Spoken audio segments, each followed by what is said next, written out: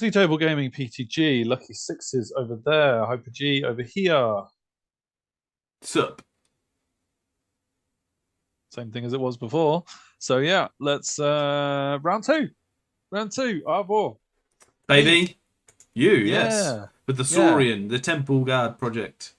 Tegu Guard. Tegu Guard project. Yeah, it's still the Temple Guard project. But yeah, it's now a Tegu Guard project.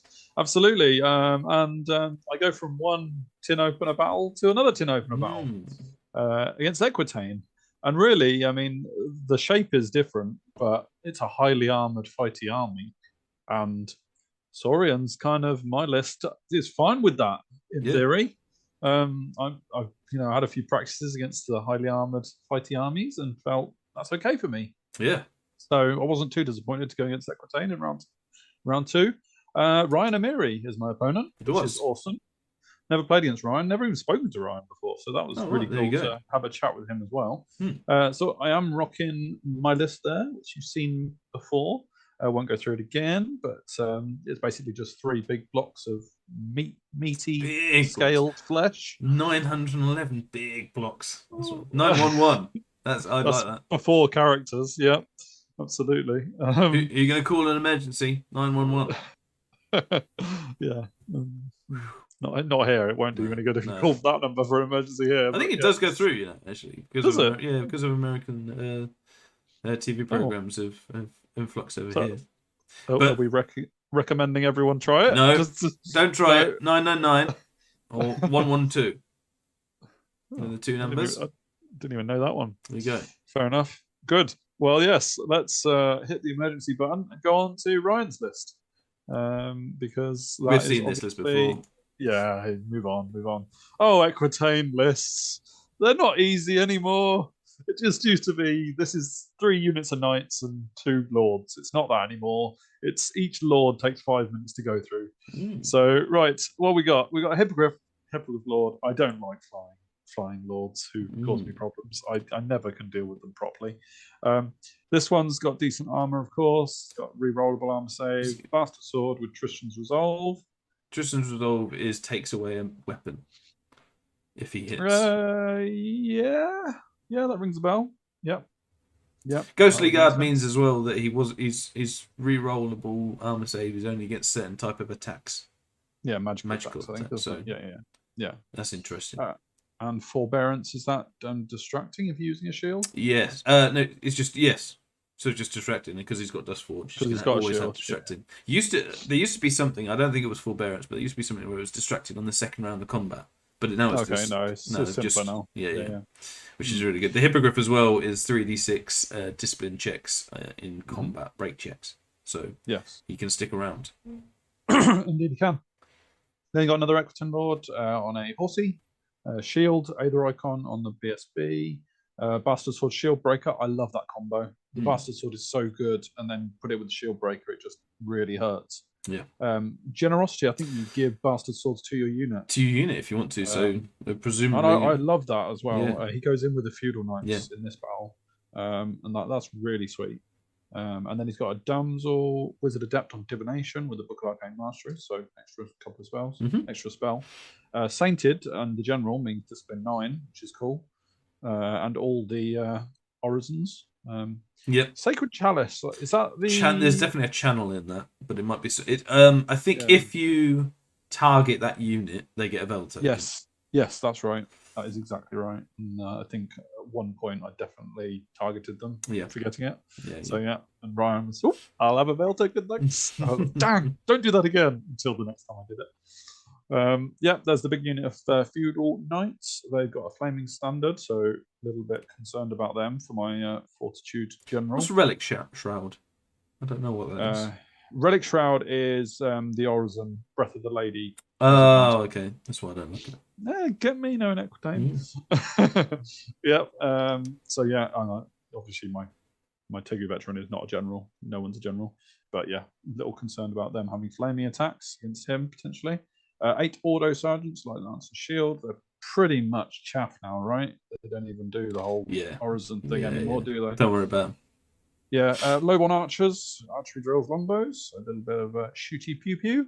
11 Knights Resplendent, love them.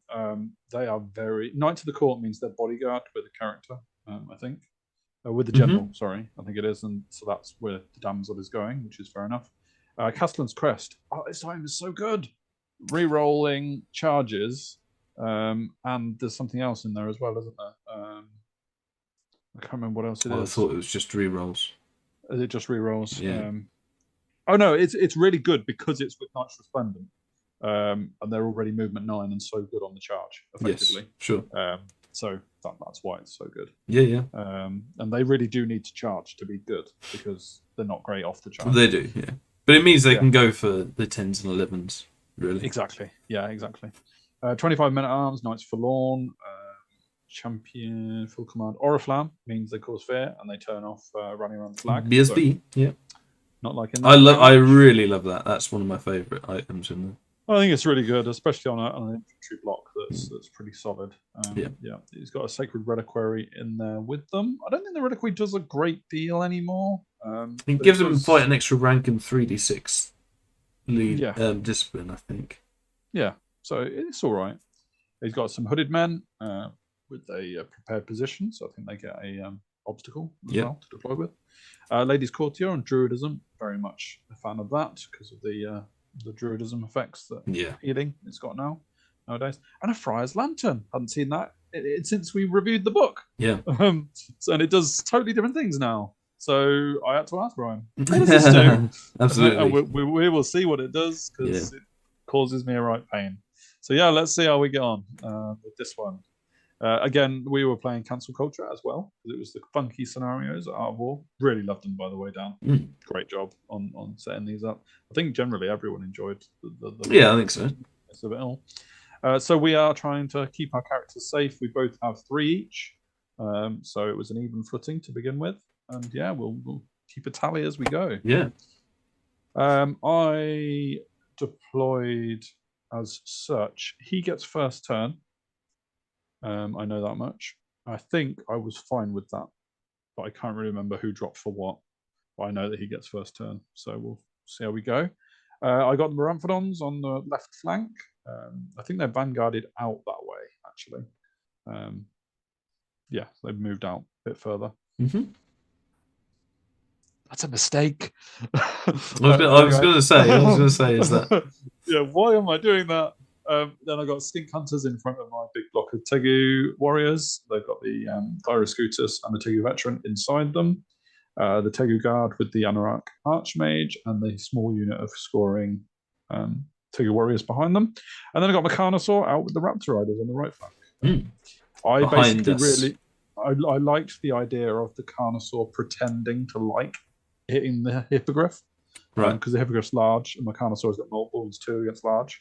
So I wasn't really liking that because the Carnosaur is only AP3 and he's got a 1-up. Is it 1-up? No, unless it's magical. Guard, actually. Yeah, depends on magical. So actually, maybe I was. Your bluff was actually a really good move. A really good move. Yeah, I can't remember whether I knew that or not at the time, but I was fine with anchoring my right flank with that anyway. Yeah. Cool. Over on Ryan's side, I'm going to move us out the way from my screen. I'm sure you've got us somewhere else, a sensible place at the top right, probably. He's got his auto sergeants on the left flank. They've been toaded by the Ramphadons, which is probably why I moved my guys over that way, to be fair. Then he's got his bowmen, then the courtier, ladies courtier. Then the white ones are the Knights Resplendent with the damsel in. Then he's got his knights, feudal knights in 5 wide, which is awesome. It made my brain go, what does that do for lance formation? It gives them ranks, basically. Exactly. Yes, so I love that. I love that you can just change back to that and be a cavalry unit like that in Equitaine now. I think that's really cool.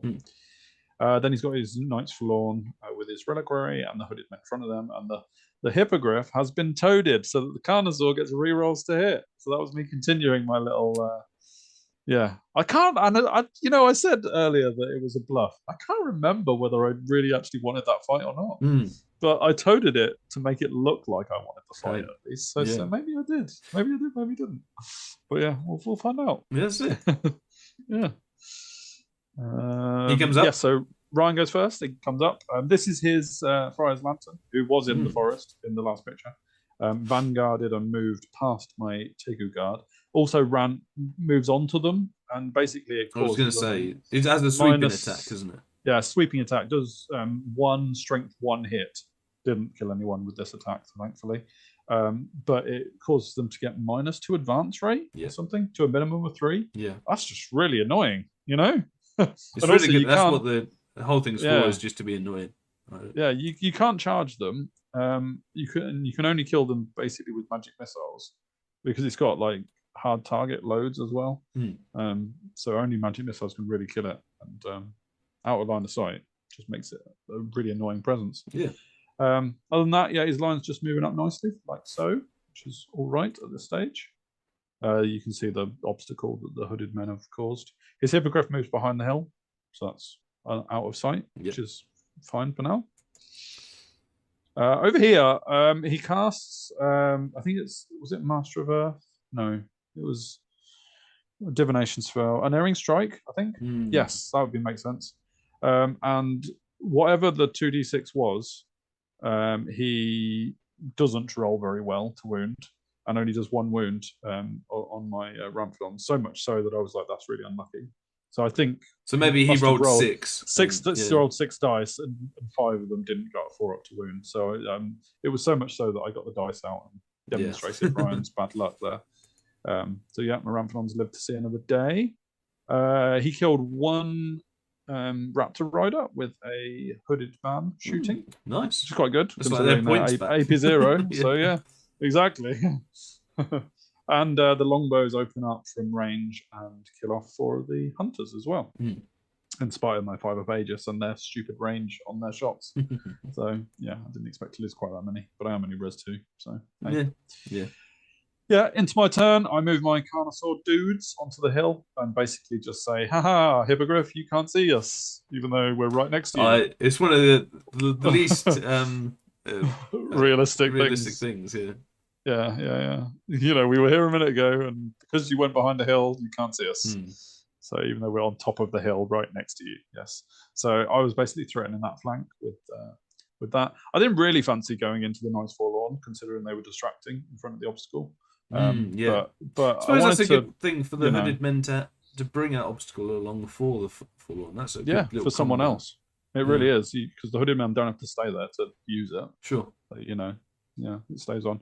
I move my remaining hunters up to kind of chaff his knights, feudal knights, and resplendents, just so I can prevent them from charging to the flank of my Tegu guard, which I would have given the resplendents if I hadn't chaffed them. And then on the Ramphadon side of things, on the other side, I fail a frenzy check, which is, of course, why your Ramphadon shouldn't go away from your general bubble, or any kind of bubble, really. And I try to charge the courtier. Obviously, I fail because he's literally frenzy baited me. I suppose it's not actually obviously I fail, because frenzy baiting, they only needed a 7 to make the charge. So technically, luckily you failed. Not really, because I'm far better charging him than he is charging me, because I'm fearless. So it would have been better off if I'd have been able to make it. But Ryan almost gave me an out on this one, because I thought to myself, "Oh crap, I've left myself frenzy baited," and he almost moves his Ordo Sergeants alongside the courtier. And the last thing he did in his movement phase was to move the Ordo Sergeants out of range, because I was totally going to charge that instead if I failed my frenzy. And with the toad on the Ordo Sergeants, the Ramphadons would have ripped them to pieces and got right behind his lines. And in his last move, in his movement phase, Ryan moved those Ordo Sergeants back. And I was like, damn it! Because I would have charged it even without a frenzy check, to be honest. But couldn't, and that is what happened. I think this is him getting scrying off on the... because he's got the card. Well. I was like, oh, what's the card doing? But yeah. Yeah, you got to look at the writing. It's there. Over here, I think this is him. Oh, no, this is me getting Know Thy Enemy. So technically. Sure. I got Know Thy Enemy on this to buff them up in case the Forlorn charge into the front, which they don't. Talk about the Friar's Lantern first. Just jumps all the way through my Tiger Guard and causes them to have -1, -2 advance again. So really slowing down my army. So with the Friar's Lantern, it doesn't block your line of sight or stop you charging? No, not at all. Do you still have to go past it in order to charge? So, like, if, say, he was right up next to his Friar's Lantern... Yeah, I think there is something about being chapped by it. Yeah. I don't think you can. But you still have to clear the Friar's Lantern in order to I think you still have to clear it. Yeah, I think so. I mean, can you move through it? No, I don't think you can. Okay, so... I don't think you can. It's not like a wrecking team that you can destroy by moving onto it or anything like that. I think it's just like the best chaff in the game that you can't charge. Interesting, yeah. Best chaff in the game. That's probably a bit exaggerated, but you know. The best. A new top 3. Yeah, no, it's not as good as an eagle or a bat, but still pretty good. Yeah, so otherwise, he doesn't fancy the charge with his Forlorn. They just move up, and they're still defending half of the obstacle, which is kind of cool. You only need to be half behind it, so that still counts, which is good. He doesn't take the charge with my on the Skink Hunters because he's just cleared the way for his longbows to have nice easy shooting against them. So those Skink Hunters are like moved out as well. So he's like, you can't do that again. You're not going to shift us both again. Exactly. Yeah. So those Skink Hunters are big gulp.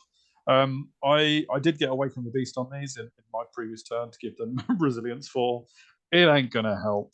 The courtier's charging in no matter what. I can't flee it. Not deterred. So, no, that is a bad move of mine. That's basically just don't Vanguard out of your bubble, really, with Ramphrodons. Over here, I think that's... Oh, the Skink Hunters are dead. The longbows absolutely take them out of action.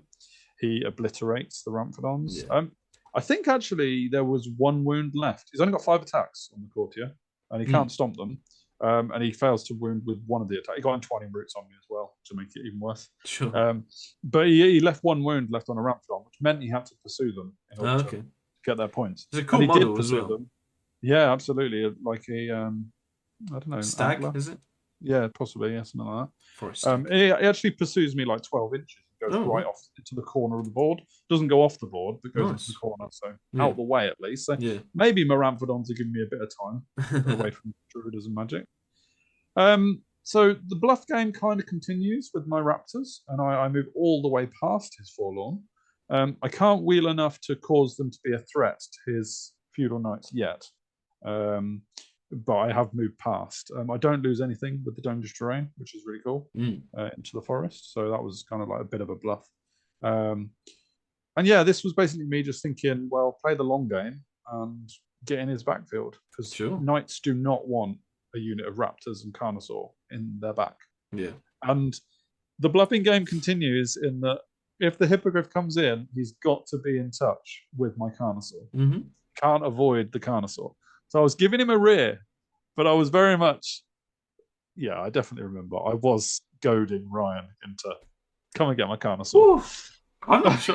God, that's crazy. The thing was, the guy was so defensive, distracting, 1-up armor, rerollable. Tristan's Resolve as well. So Tristan's Resolve didn't care about that, you know. So I was Res 5, you know. I felt like my Carnosaur could do one, especially re-rolling to hit. Yeah. Multiple wounds too, you know. The AP3 against you probably do survive the attacks. So yeah, and of course the other thing was this was a scenario that was all about characters. Yeah. So if I can kill the Hippogriff or do a lot of wounds to him, you know, that's a 1-0 character advantage for me. So if and when you see this, Ryan, let me know. Was I bluffing hard? Was I doing a power game move there? I can't really remember. But was your legs straddling the chair as you pointed towards this thing? Charge me! Cards the Carnosaur. I will take you down. That's the courtier overrunning. I get scrying off just to make it look like you know that massively helps. Obviously, it basically evened up the distracting side of things, which is cool. It just means you're going to survive more because he's going to put everything into the Carnosaur. You got 5 wounds. Yeah. 5 wounds. Yeah. See, I don't think he can go in. I don't think he can go in. No, we'll see. We will see. I get Know Thy Enemy off on them as well. I don't think was a massive advantage for that. I think it's just to make sure. Oh no, it is. It makes me agility 6 on the defense. So effectively, the resplendents would be attacking last, so they wouldn't want to declare a long charge against that. Yeah, makes sense. Or I'd love if they did. Ryan doesn't take the bait. Ooh. Oh, we won't get to see that, boys and girls. He moves up the hippogriff past everything into the flank of the Tegu Guard, which is fine. I think that was also his forlorn, just straightening up and ignoring the Carnosaur as well, actually. But I think he might change his mind about that in a minute. So I'll come back to that with another picture. But otherwise, just shaping up, yeah. And the Friar's Lantern just moves over again and causes a blockage. Yeah, really interesting. This guy moves back into action, so isn't out of the fun for long. And basically, what Ryan was doing was taking the patient approach and just saying, "Well, I'll get my courtier back in the game before I pull the trigger on my charges." Sure. And because I couldn't move the Carnosaur to threaten him on my last turn, he had that turn. Yeah, and as well, if he can multi-charge and get into your flank as well, then he'll absolutely that's reduce big on the your spears. Yeah, that's massive on the spears. So I really need that not to be a combo charge. And so my turn 2, is it 2 or 3? This would be turn 3 actually. At least 3, yeah. Bottom of the 3, yeah. I move my Carnosaur round to get into the position that I would have liked to have been in last turn. But now I'm facing the back of his army, and I'm feeling like that's actually a real big threat for him. I'm wondering how he's going to deal with that. And I also moved my veteran. And because of the Friar's Lantern and the fact that he Friar's Lanterned my Tegu Guard, not my Tegu Warriors, my Tegu Veteran can move out with his Ranger's Boots, past the Friar's Lantern, and then go and stand right in front of a unit of Knights Resplendent. The best charging knight unit in the game, and my boy just goes and stands right in front of them. I mean, because I love my boy. He's a good boy.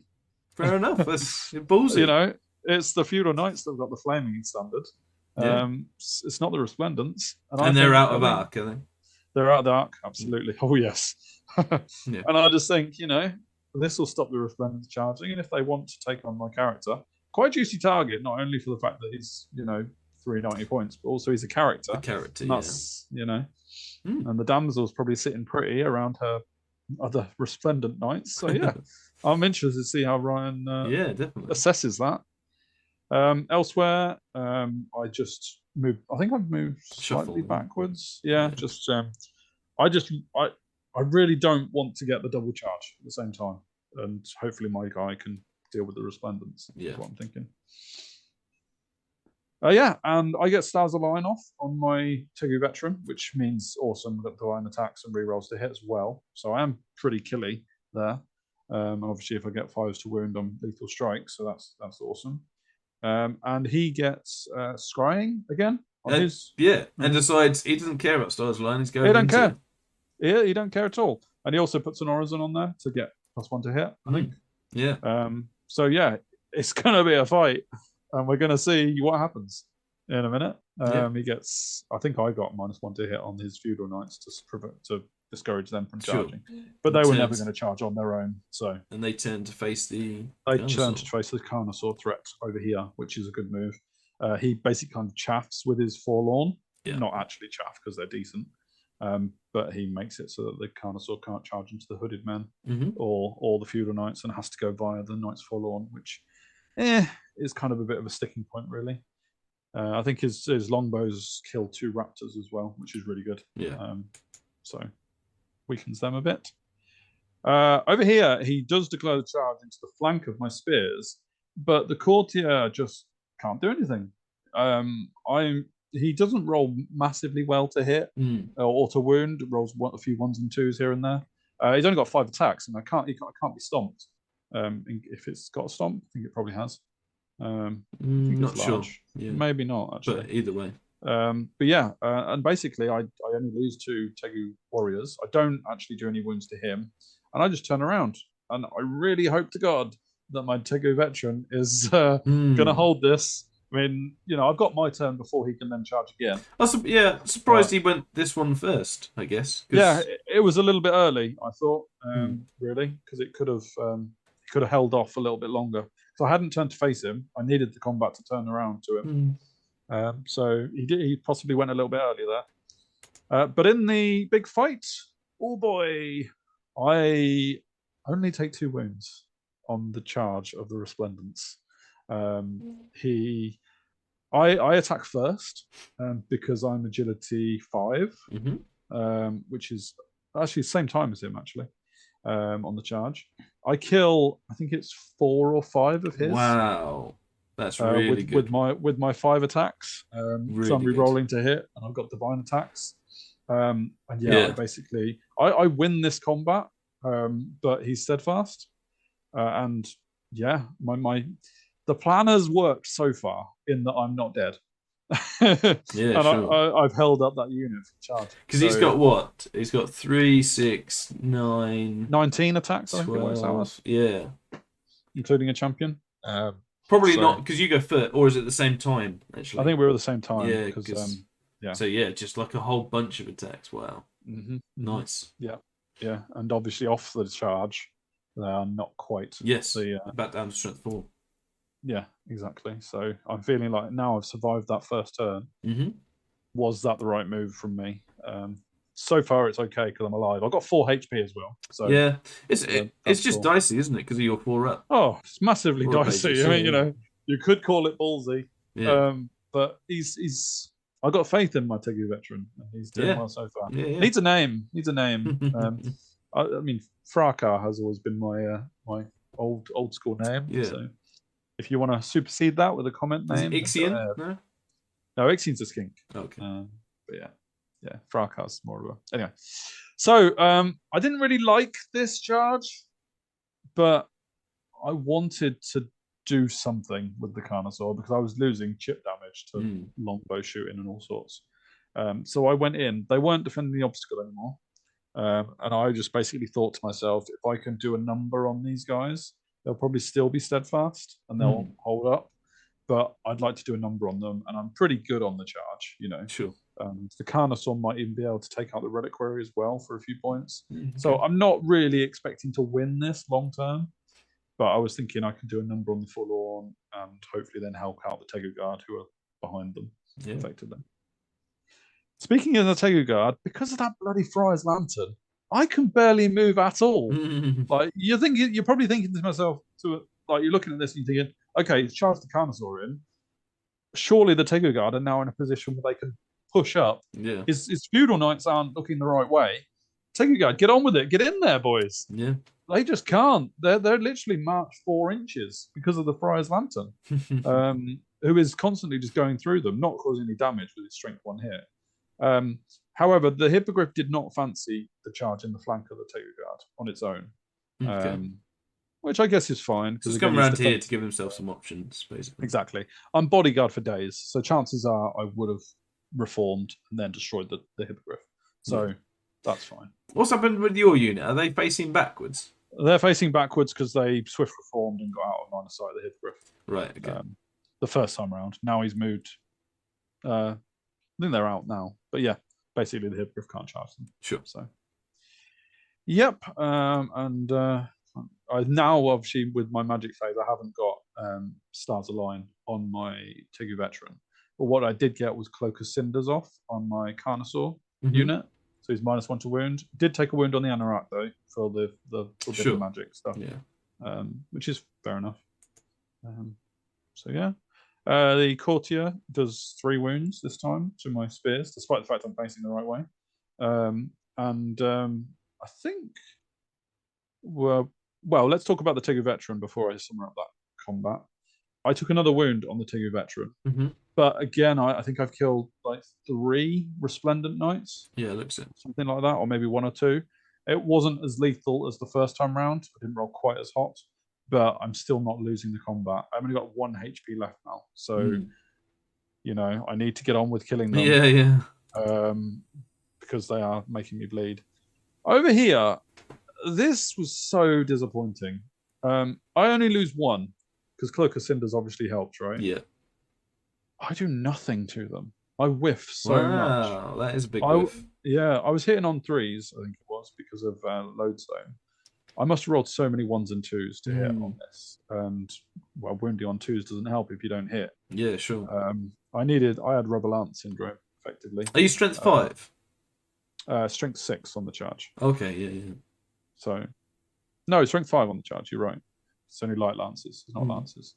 But yes, and I think they're only res 3, but still, Yeah, I basically whiffed completely, and my plan to dent. Yeah. I didn't even scratch the surface. I think I killed 1 or 2 maybe, and that was with the Carnosaur, I think, because the Carnosaur did the same. Was he going against the reliquary? No, I think because the Carnosaur was attacking. Actually, he should have attacked the first time. I think I went all into the unit and just didn't do anything. But it shows you that those units really do need the reroll to hit from the Toad, because they can whiff it, unfortunately, and that's not great for my position. As you'll see at the top there, the feudal knights are coming in, and that's all she wrote for my little raptor distraction. The bluff. Indeed. Yeah, because it's not got the hippogriff. Should have kept bluffing. I should have kept bluffing on the hippogriff and kept going, yeah. Speaking of hippogriff, he charged into the rear of my T guard. I don't think Ryan would have done this if it wasn't for the fact the Anorak was right there. Sure. I think he's going character killing here. Yeah. And that's very much a sound strategy. So, yeah, we'll see what happens. It looks like the courtier didn't die in that kind of combat, despite my +4 combat res. Because I think I was 3 ranks and a standard against his 3 kills. So I think, is he supernal, passed the discipline check or something? Yeah. Whatever it is, and didn't take any wounds. So that's that. I think he's got scrying off on his resplendence as well. But this time round, in Ryan's turn, I do a couple of wounds to it, and on top of the fact that he doesn't wound many of me, my combat res means he dies. So that's great. I mean, I've dealt with the flanking threat, and now I can turn to face the actual resplendent fight, which is really cool. Let's see. And this is on his turn as well, so this is on his turn, yeah. Good time to do it. I've got the next turn. That bloody Friar's Lantern means I can't charge into the flank of the hippogriff though. So that's what I mean. Is it? So it can kind of chaff in its own way. I'm pretty sure that was why, because there's no other reason. Yeah, he's playing very, very well with this Friar's Lantern. Oh, absolutely, yeah, very wily player, definitely. Was Ryan here. The fight up in the Tegu Veteran is still going on. I'm not sure if we've done it or not yet, but I'm holding on, and I don't think I'm killing anywhere near as many as I did in the first turn. Sure. Basically, it's taking me a long time to get through these knights because I haven't got Stars of Lion. And if I remember rightly, Ryan's Aegis saves were pretty hot. He was like doing Orisons to give them 5 up Aegis and constantly getting it. So it took me a little while. On the charge, he minces through all my Raptor Riders, as you would expect. Cascading Fire is Cloak of Cinders. It doesn't help at all, and the Knights just go through them. And I think we're going to see Carnosaur runs away. Does actually get away, which is, chance to rally. This stage in the battle, though, it's only the main inevitable, really. So it does mean his Knights are going to have to go through a forest to finish him off. But DTs. Yeah, so there's that. And I run a long way without rallying. Yeah. It does mean even more so I'm going to run off the board now if he charges me. So never mind.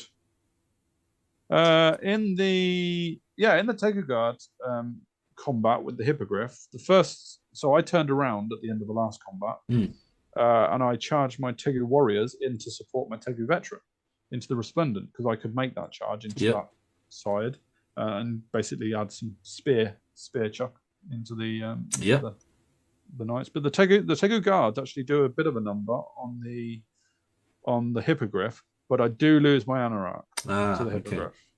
So I now need to really kill that Hippogriff. So you 1-0 down. Yeah, I was gonna say currently 1-0 down. Yeah, I should mention, by the way, there's a skink veteran all the way in the corner of the board on my side. I haven't mentioned him, but he is a character that I'm not risking at all. So far away from those longbows. Yeah.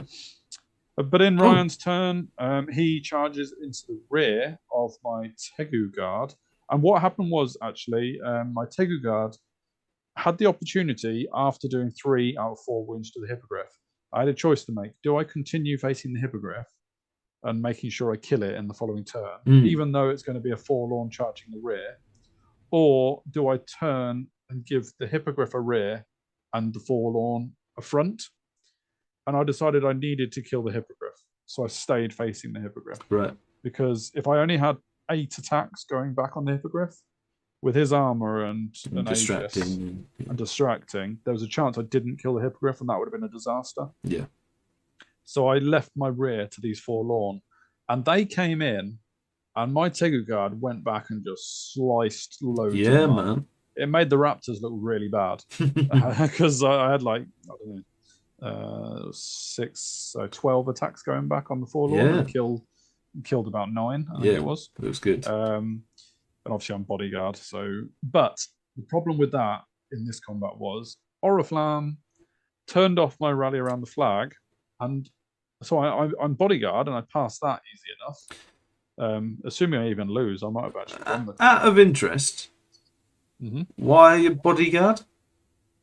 Oh no, sorry, I'm not bodyguard. I did. Okay. Yeah, I'm not bodyguard, but I'm. The unit does have bodyguard, but obviously your unit is. I think in this one I even actually won the combat. Oh right, yeah. Or I don't lose by much, but I don't flee, but I do fail to pass the reform check, so I can't face the right way. And what that means is that alongside the other combat, which is now I've killed all the resplendents and only the damsel is left, and this is our last picture. What it means is that I'm still giving the forlorn a rear on my Tegu Guard, and we're really running out of time, so we're having to speed up as much as we can in this one. You'd actually come over at this point. And because of that, the forlorn actually managed to attack and make the Tegu Guard flee on the following turn. And even more of a disaster, because I've got to talk through it because I didn't take a picture of it. My Tegu Guard flee through my Tegu warriors, who are on the edge of the board. Tegu Guard flee off. The Tegu warriors fail their panic test. Oh no! And I lose not only the 911 points of Tegu Guard, but I also lose the scoring unit of Tegu warriors. Yeah. Massive point swing, all for the sake of killing the Hippogriff. And fortunately for me, that put me at 1-1 in terms of character killing. Fortunately for me, in my last effort, my spears and my Tegu veteran managed to kill off the damsel, meaning I get a second character of Ryan killed. So I do win the objective 2-1, but that was a lot of points I just lost in the Tegu Guard alongside the Anarach and the core unit. And so it means when we count up, it's a draw. Everyone's a winner. Everyone's a loser. It's a draw.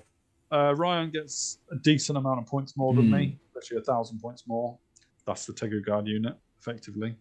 It was just one failed test. Yeah, 911 points, you'd say. Yeah, indeed. Pretty much the amount I lose by, really. Yeah. And so on top of the core unit that also fled. You know, the Saurians can fail discipline checks. I mean, I lost the first objective because the Ramparts failed discipline checks. So, what a game. I mean, it was a right slugfest, and there was a lot of ballsy moves going on, and Ryan played his movement very well. The only thing he possibly gave to me was that flank charge with the courtier was a bit early. And so I got the courtier, and my spears were able to outmaneuver that side of things. But it was a really fun game.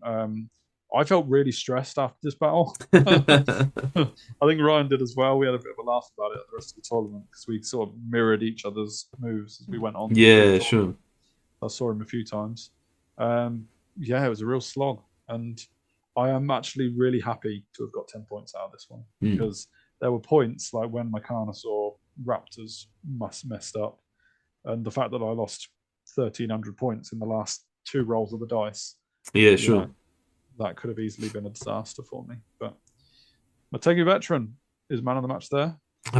Tank. The tank that he is, stood in front of Resplendent Knights and not only survived, but killed the damsel and a whole unit. Absolutely. So, Good game. I'm on 32 points now. Yep. Very good. Very good. Going to round 3. Really happy with that. So yeah, we'll see how the Saurians continue. Yeah, great. Yeah, say if you like that, let us know. Like, share, subscribe, and hit us up on all the social medias and etc. etc. For example, if you go on Twitter, we do a lot of game nights, and when we do, we put it up on there. So go check that out. Yeah. Let me know if you think I should have not charged. Well, obviously I shouldn't. In hindsight, I've charged the Carnosaur and the Raptors into the Forlorn. Do you think I should have Swift Reform and just moved past? I don't think that was that bad, if I'm honest. Okay. Myself. But... I thought it was worth killing a few of the Forlorn on the way out, and just didn't. So yeah. Let me know what you think. And then we'll roll into round 3 for you. Do you remember who your round 3 opponent is? My round 3 was at the end of the day, some would say. And was... No, can't remember. You'll have to see next time. Fair enough. We'll keep you waiting, yeah. Pretend that's intentional, yeah. No, we'll see you next time, or some would say, see you later.